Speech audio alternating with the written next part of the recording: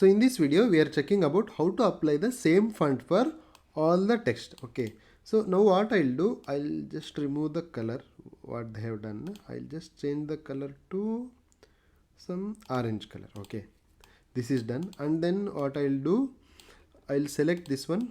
First I'll change the font of this color. Okay, I'll select some different font. Okay, this one, freestyle script. Okay, now I want to apply the same font to all these lines, but I cannot do every time I select this one, go here and select the same font, search, so it is taking very much time.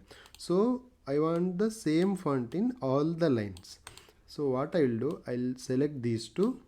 Here if you see, there is an option called format painter. Okay, just select it, and so after selecting, just drag this one. You are seeing some brush format, right?